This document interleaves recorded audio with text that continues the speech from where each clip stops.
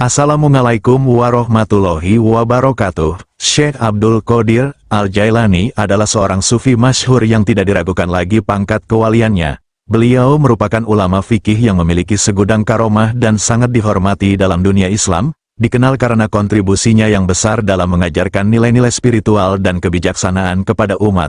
Lahir di tanah yang kaya akan tradisi keagamaan, beliau tumbuh menjadi pemimpin spiritual yang dihormati di antara masyarakatnya.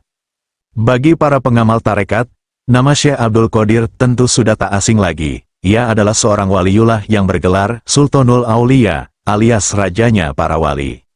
Syekh Abdul Qadir dilahirkan di negara Jailan, satu negara bawahan Tobaristan, wilayah kuno bersejarah yang kini berada dalam wilayah Iran. Kelahiran Syekh Abdul Qadir tepat pada malam pertama Ramadan tahun 470 Hijriah. Sedangkan Abu Fat bin Ahmad bin Solih bin Syafi'i Al-Jaili menuturkan bahwa tahun kelahiran Syekh Abdul Qadir Jailani adalah tahun 471 Hijriah. Sementara wafatnya di negara Baghdad, Irak, tepat pada tanggal 10 Muharram tahun 571 Hijriah dalam usia 91 tahun. Awal kehidupan dan pendidikan, Syekh Abdul Qadir Jailani lahir dalam sebuah keluarga yang taat beragama. Sejak kecil, beliau telah menunjukkan minat yang mendalam dalam memahami ajaran Islam dan berbagi pengetahuannya dengan orang lain. Pendidikan awalnya didapat melalui guru-guru terkemuka dalam bidang agama Islam, yang membantu membentuk fondasi spiritualnya yang kuat. Pengabdian dan perjalanan spiritual. Setelah menyelesaikan menuntut ilmu, Syekh Abdul Jailani memutuskan untuk mengabdikan hidupnya untuk menuntun umat menuju jalan yang benar. Dengan penuh kegigihan dan semangat yang tinggi, beliau melakukan perjalanan ke berbagai wilayah, menyebarkan ajaran Islam dan memberikan bimbingan spiritual kepada mereka yang membutuhkan. Kebijaksanaan dan pemimpin spiritual. Syekh Abdul Jailani dikenal karena kebijaksanaannya yang mendalam dalam menangani masalah-masalah kehidupan sehari-hari. Beliau tidak hanya memberikan nasihat dalam hal-hal spiritual, tetapi juga memberikan pandangan yang bijaksana dalam menghadapi tantangan dunia modern. Pendekatan yang bijaksana ini menjadikan beliau sebagai sumber inspirasi bagi banyak orang, baik di kalangan muda maupun tua. Warisan dan pengaruh. Meskipun telah meninggalkan dunia ini, warisan Syekh Abdul Jailani tetap hidup dalam ajaran-ajaran dan nilai-nilai yang beliau ajarkan kepada umat. Pengaruhnya terus dirasakan dalam kehidupan sehari-hari umat Islam, memotivasi mereka untuk menjalani kehidupan yang penuh dengan kebaikan dan kedamaian. Syekh Abdul Qadir Jailani adalah contoh nyata dari seorang pemimpin spiritual yang memiliki kebijaksanaan, kasih sayang, dan ketulusan dalam membimbing umatnya menuju jalan yang benar. Semangat dan dedikasinya dalam melayani umat Islam akan selalu dikenang dan menjadi sumber inspirasi bagi generasi-generasi mendatang. Allah menganugerahkan mukjizat kepada para utusannya untuk mendukung kebenaran kenabian, kerasulan seorang nabi, rasul. Mukjizat diberikan kepada nabi dan rasul untuk melemahkan musuh-musuhnya yang meragukan kebenarannya. Selain kepada nabi dan rasul, Allah juga memberikan karomah kepada hamba-hamba pilihannya. Karomah adalah kejadian luar biasa yang diberikan bukan kepada nabi dan rasul. Mereka yang memiliki karomah biasanya berasal dari kalangan khusus. Sirah perjalanan atau manaqib Syekh Abdul Qadir sering dibaca oleh umat Islam, terutama kalangan Nahdiyin. Di dalamnya terdapat kisah-kisah semasa hidup Syekh Abdul Qadir, termasuk karomah-karomahnya. Berikut ini di antara karomah-karomah Syekh Abdul Qadir yang masyhur. Karomah-karomah Syekh Abdul Qadir Al-Jailani. 1. Menghidupkan bangkai ayam. Suatu ketika, Syekh Abdul Qadir Al-Jailani berada di warung. Kemudian ada seorang wanita menantang beliau agar menunjukkan kewaliannya. Namun, saat itu beliau tidak mau. Tidak lain adalah karena ketawaduannya yang merasa bahwa dirinya hanyalah orang biasa. Setelah itu, ternyata wanita tadi melempari beliau dengan bangkai ayam.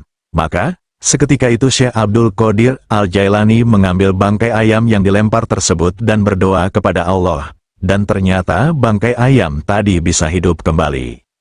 2. Berjalan di udara. Dikisahkan oleh Imam Al-Khattab bahwa Syekh Abdul Qadir Al-Jailani pernah memberikan ceramah agama. Saat itu, tiba-tiba beliau selangkah demi selangkah menaiki udara yang seakan-akan ada tangganya. Kejadian itu disaksikan oleh para jamaah yang hadir. 3. Ditantang oleh 100 ulama. Syekh Abdul Qadir Al-Jailani pernah didatangi oleh 100 ulama untuk coba menandingi keilmuan beliau.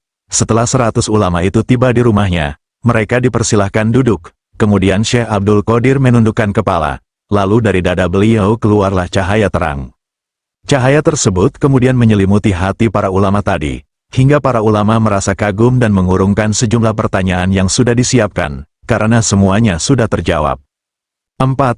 Memerintah angin. Suatu saat Syekh Abdul Qadir sedang ada di sawah. Beliau melihat seorang nenek yang menangis karena padinya dimakan oleh burung-burung. Kemudian Syekh Abdul Qadir memerintahkan angin. Beliau berkata, "Wahai angin, turunkan semua burung-burung itu. Penggallah kepalanya." Maka burung-burung itu jatuh dan satu persatu padi itu dikeluarkan dari perut si burung, dan dikembalikanlah padi itu kepada si nenek. Kemudian Syekh Abdul Qadir kembali berdoa kepada Allah agar burung-burung tadi bisa hidup lagi. Akhirnya, burung-burung itu kembali terbang. 5. Berpuasa sejak bayi. Saat masih bayi, Syekh Abdul Qadir Al-Jailani tidak pernah minum air susu ibunya ketika memasuki bulan Ramadan. Beliau turut berpuasa dan tidak ingin makan apapun, meski saat itu beliau masih bayi. 6. Berjalan di udara. Dikisahkan oleh Imam Al-Khattab bahwa Syekh Abdul Qadir Al-Jailani pernah memberikan ceramah agama. Saat itu, tiba-tiba beliau selangkah demi selangkah menaiki udara yang seakan-akan ada tangganya. Kejadian itu disaksikan oleh para jamaah yang hadir. 7. Tidak tergoda oleh godaan setan. Pada suatu malam ketika Abdul Qadir Jailani sedang berzikir, tiba-tiba datang seberkas cahaya dari ufuk timur. Di dalam cahaya tersebut muncul sesosok tubuh dan berkata, "Wahai Abdul Qadir, aku adalah Tuhanmu. Sungguh aku nyatakan kepadamu, mulai saat ini aku halalkan semua barang yang haram bagimu." Pernyataan dari sosok tersebut sontak membuat Abdul Qadir Jailani terkejut dan marah. Kemudian beliau membentaknya, "Aku berlindung kepada Allah dari godaan syaitan yang terkutuk. Pergilah, kau makhluk terkutuk." Kemudian cahaya terang benderang tadi lenyap menyisakan Abdul Qadir Jailani di dalam kegelapan. 8. Menghidupkan hewan mati. Salah satu karamah Abdul Qadir Jailani yang terkenal adalah dapat menghidupi hewan yang mati. Salah satunya dengan cara menyambung kepala burung yang telah putus. Suatu ketika seorang burung tiba-tiba mati karena kotorannya terkena jubah Abdul Qadir Jailani saat sedang berwudu. Melihat itu, Abdul Qadir Jailani membersihkan jubah dan memberikannya pada fakir miskin sebagai tebusan bagi burung yang mati.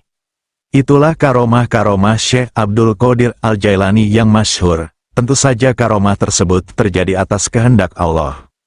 Dalam tradisi Islam, konsep karomah merujuk pada pengalaman luar biasa atau keajaiban yang dialami oleh para wali Allah atau orang-orang saleh. Karomah sering dianggap sebagai tanda keberadaan kekuatan ilahi yang bekerja melalui individu yang saleh dan taat. Pengertian karomah berasal dari bahasa Arab yang berarti keajaiban atau kemuliaan. Dalam Islam, karomah tidak sama dengan mukjizat, yang merupakan tanda kekuatan ilahi yang diberikan kepada nabi-nabi. Namun, karomah adalah manifestasi dari pemuliaan Allah kepada hambanya yang saleh. Ada banyak kisah tentang karomah dalam sejarah Islam, seperti kemampuan untuk berkomunikasi dengan makhluk gaib, mengetahui hal-hal yang tersembunyi, atau melakukan perbuatan yang di luar kemampuan manusia biasa.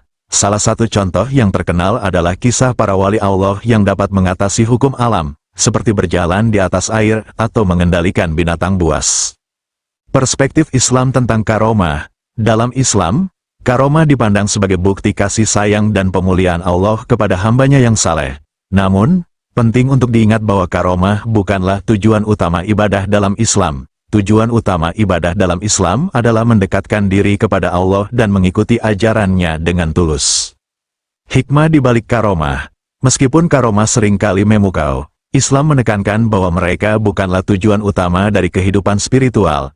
Lebih penting untuk fokus pada kesalehan, ketakwaan, dan pengabdian kepada Allah dalam kehidupan sehari-hari. Karomah, dalam konteks ini, adalah tanda-tanda keajaiban yang mengingatkan kita akan kekuasaan Allah dan memperkuat iman kita dalam kebesarannya. Demikianlah, semoga bermanfaat. Mohon dukungannya dengan like, subscribe agar channel Pitutur Luhur berkembang, dan terima kasih telah menonton video ini sampai selesai. Wassalamualaikum warahmatullahi wabarakatuh.